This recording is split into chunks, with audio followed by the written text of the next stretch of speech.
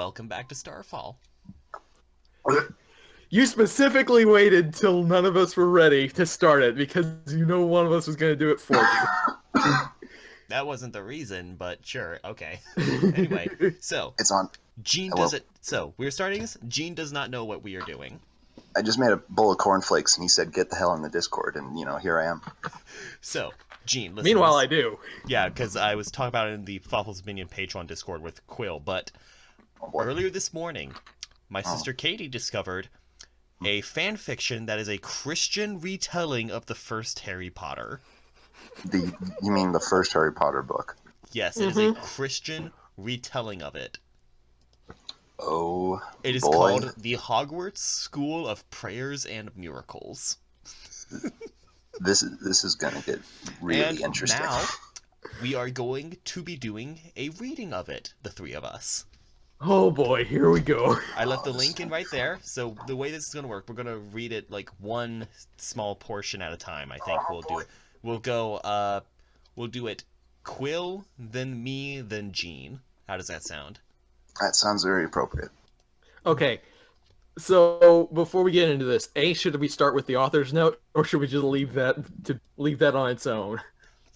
Here, I can just quickly read out the author's note, because it is just... no offense to this writer, I'm sure you had fun making this, but I think this is some of the most hilarious shit I have ever read, and I cannot take it seriously. I'm sorry. Yes. Good for I you also for like writing, but just, like, Gene, this is just a little taste of it. Hello, friends. My name is Grace Ann. I'm new to this whole fanfiction thing, but recently I've encountered a problem that I believe this is the solution to. My little ones have been asking to read the Harry Potter books, and of course I'm happy for them to be reading, but I don't want them turning into witches. Got to really work against that. So I thought, why not make some slight changes to these books so they are more family friendly? And then I thought, why not share this with all the other mommies who are facing the same problem? So ta-da, here it is. And I am so excited to share this with you all. I gotta say, like, she's dedicated to getting this out to the people so that other people can use it. And I gotta say, it's a noble cause. It is, but it's also hilarious and cringy in every single way possible. Like, Quill, would you like to start us off? I'd like to make a quick comment that Grace Ann is a very pretty name. It is. Definitely. It's pretty cool. Nice people. Also, the last time this was touched was October 24th, 2014. So, Oh God. if you've seen if you've seen anything from fanfiction from that far back, you know it's still going to be like borderline terrible most of the time. So Yeah, 2010 as far as fanfiction was it was an era unto itself, man. as far as I can tell, we don't have a whole lot of errors in grammar, spelling, punctuation, that kind of stuff. As the son of an English teacher, this is kind of a big deal. Oh, same here. Awesome. English children baby things. Yeah. English All right. babies. Anyway. So, Quill, would you like to read the first passage? Oh boy, here we go. So without further ado, This is Harry Potter and the Hogwarts School of Prayers and Miracles. all right. I'm gonna say every line spacing will switch. Yeah, that's what Yeah, I was thinking. All Every right. pseudo paragraph. And begin. Once upon a time, there was a little boy named Harry Potter who lived under the stairs in a house on Privet Drive with his aunt and uncle. He was a good, obedient boy who did all his chores, but he felt there was something missing in his life, something big and special, but he could not quite name it. He stayed up every night and wished for this special something, but then one day, there was a knock at his door, and everything changed. Answer the door, Harry, his Aunt Petunia, a career woman, barked from her armchair, where she sat with her feet up. She had a short, curly blonde hair and never wore any makeup. Uncle Vernon nodded sheepishly from the kitchen and put a tray of moist, chocolatey brownies in the oven. Moist. Shouldn't you be doing that, Harry thought. But he was a very obedient young boy, so he answered the door right away. He turned the brass metal doorknob. I'm sorry, just the pulled open accent a you're heavy doing is wooden beautiful. door. I'm sorry to Good interrupt you, job, it's just the Gene. accent. Okay, Already great. Gotta I'm go sorry. full cockney, I just realized that Dudley is completely written out of here. First of all, not yet. He's I shouldn't spoil anything. Keep oh going. god. Okay, so that's already a bad sign. Anyway, Gene, I'm sorry. Please keep going. Sure. Sorry. Oh, hang on. Yeah, I got it. I'll go for that. So he entered the door right away. He turned the brass metal doorknob and pulled open the heavy wooden door. On the porch was standing a huge muscular man with a big manly beard, and he was dressed in a plaid red shirt, blue jeans, and sturdy leather boots. Perfect. His chest was covered in a thick, unruly carpet of coarse brown hair. He wore a necklace that looked to Harry like a lowercase T. Just looking at Harry feel happy, peaceful somehow, but he couldn't say why. Hang on, I have to reread this one. Looking at Harry feel happy, peaceful somehow, but he couldn't say why. Gonna take a couple of shots, man. Oh, my turn. Good morning, kiddo. Good morning, kiddo. The man greeted amiably and smiled at Harry. He had the peaceful, friendly sort of face you knew you could trust. My name is Hagrid. Could I speak to your mommy and daddy?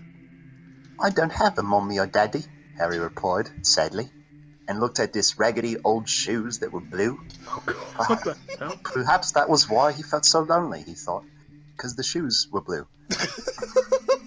Not for the first time. Maybe that was what he was missing, a mommy and daddy. But no, that was not quite right. I'm so sorry to hear that. Hagrid uttered emphatically. Empathetically, my bad. You could speak to my auntie and uncle, Harry retorted politely and blinked his big blue childlike eyes. Childlike eyes on this child. Yes. What you want?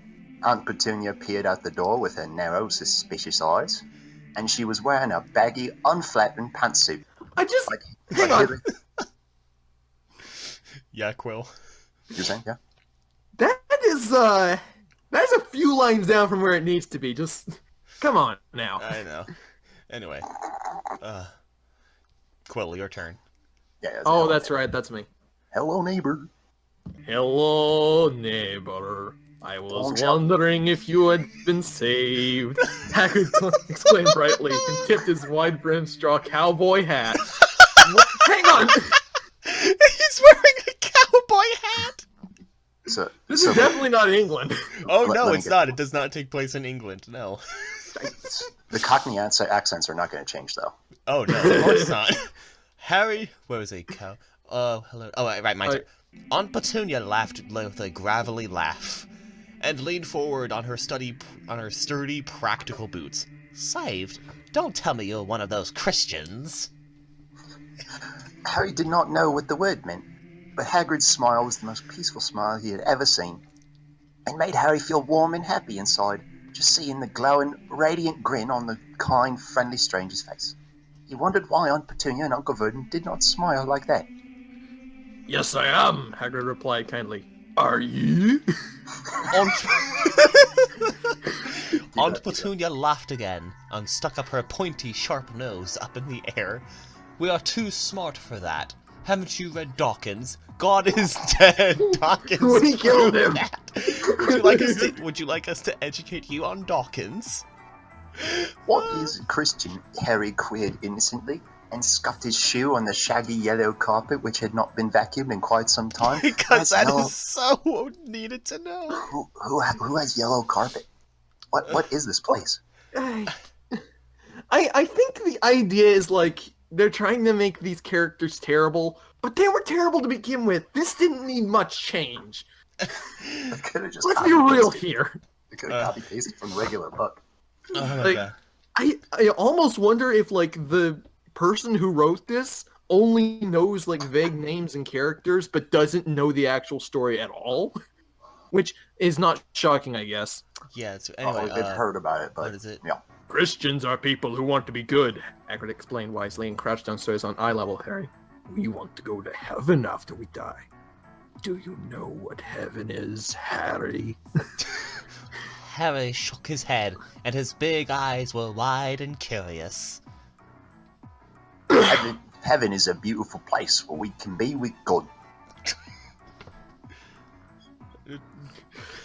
Aunt Petunia smacked her hands over Harry's young ears, and her voice was sickly sweet when she said, Thank you very much for your concern, sir, but he does not need your religion.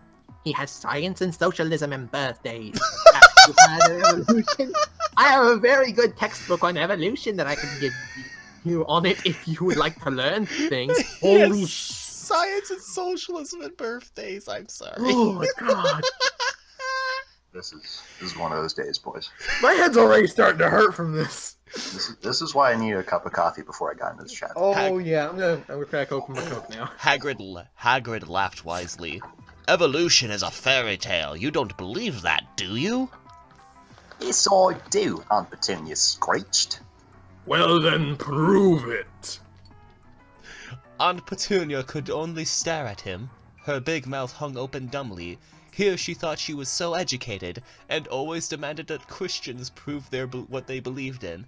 But she couldn't even prove her own religion. It was so that Harry knew. It was then that Harry knew who the smart one here was. Oh my god, that just means you're both as equally dumb. Tell me how to get to this heaven place. Harry cried wistfully, clasping his hands together. Isn't it Sometimes Jean's the turn? wisdom of It's little good. one. Keep going. It's fine. Amazing. Go ahead and keep going. Keep Sorry about that. I didn't mean to actually. It's jump fine. in. We're having keep too rolling, much keep rolling. fun. Keep This is going. too good, man.